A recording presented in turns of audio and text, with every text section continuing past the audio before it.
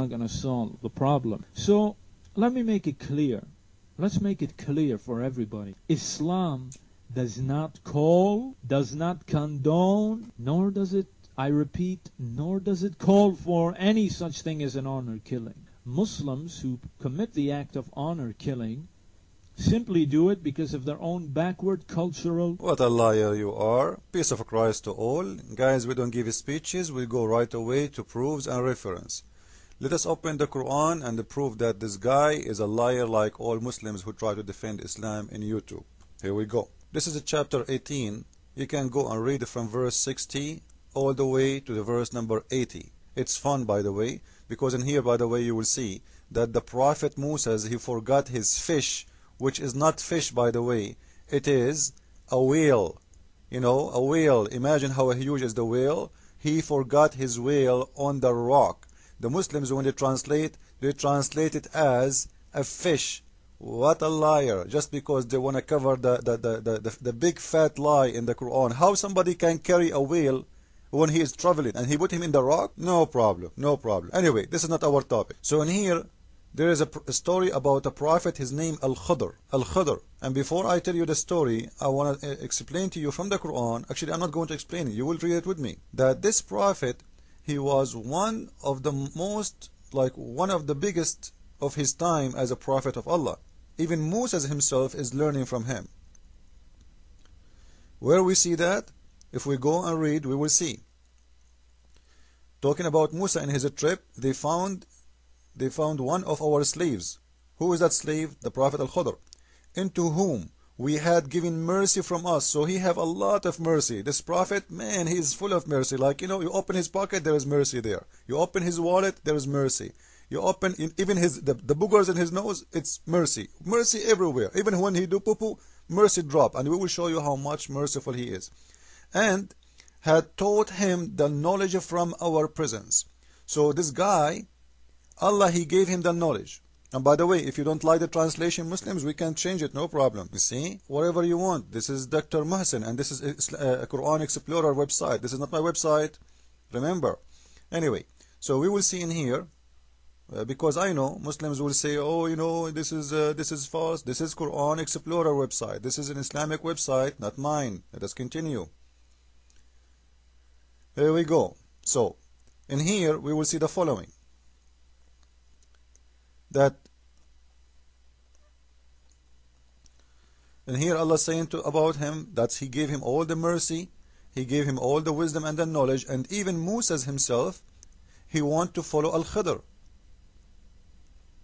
So he asked him if he can follow him and learn from him. So imagine how great this prophet, Moses himself, he want to learn from him. So Al-Khidr said, you know, you will not have enough patience with me. I'm too much. Moses, he said, I want to follow you, no problem. Then we go all the way down and we see the story of the boy who Al-Khidr he killed. And remember, Allah, he gave him what? A lot of mercy. A lot of what? A lot of mercy. Like mercy, as I said, everywhere. Then both proceed till they meet a boy. He, Khidr, kill him. Moses said, have you killed an innocent person? Like even Musa don't understand why. Like they just meet him, they don't know. They are a stranger from the land, even they are not from that country. He saw a boy, he slew him. Oops. Now let us see why he slew him. If you go down to the verse number 79, he's explaining. Now Al-Khidr is explaining to the Prophet Musa. Al-Khidr is a prophet too, but he is the master. Musa is just a student for him. And as for the boy, his parents were believers, and we feared lest he should oppress them. He feared that when he grow up, this boy, he will dishonor his family. He did not do it yet. Imagine, he did not do it.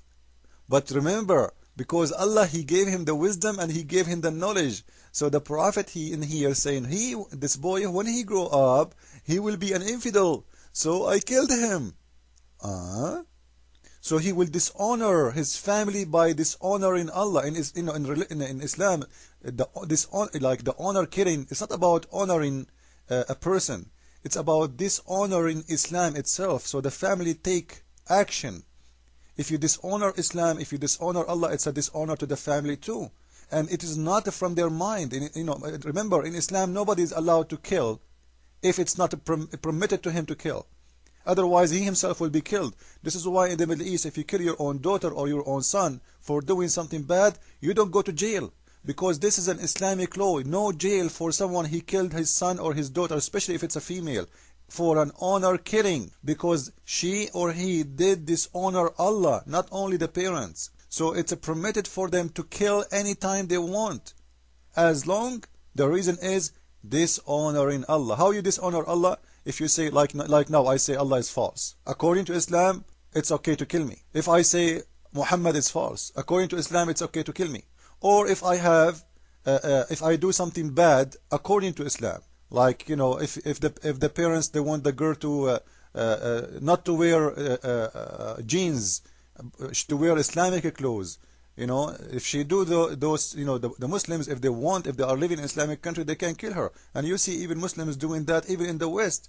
And exactly those girls and the pictures he is putting there, those girls, they did not kill because they said we are out of Islam, but because they're wearing clothes doesn't match with Islam. So according to their parents, according to Islam, they are out of Islam, because if you don't practice Islam, you are out of it. Some parents, they don't care because they themselves, they are out of Islam already.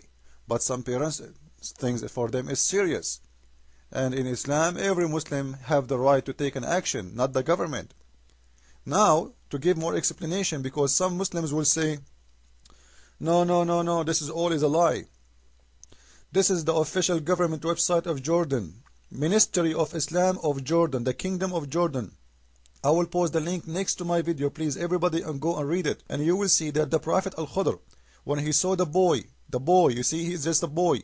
When he saw him, he slew him by cutting his throat. He put him down and he cut off his head. And then he started tearing his head off with his hand, and by smashing his head against the wall. Man, imagine, he did not even kill him only. He is torturing him even after death. Imagine how much hate Allah is teaching his prophet. Like, why you are doing this? Okay, you killed him. Why you are cutting his head? Why you are smashing his head in the wall?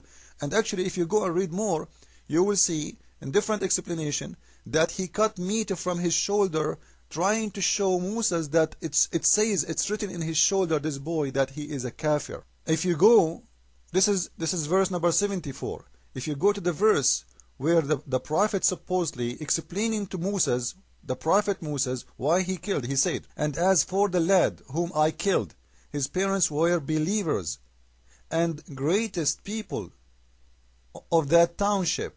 And we feared," imagine, he feared that this boy, he will dishonor his family. He did not dishonor them yet. And in here, this is showing you the danger of Islam. They killed a boy because they feared, not because he did. He's still innocent. Remember, the verse saying he's an innocent. So even before you do your crime in Islam, you might be killed if they fear that you might be not good for them. This is the most dangerous ever religion.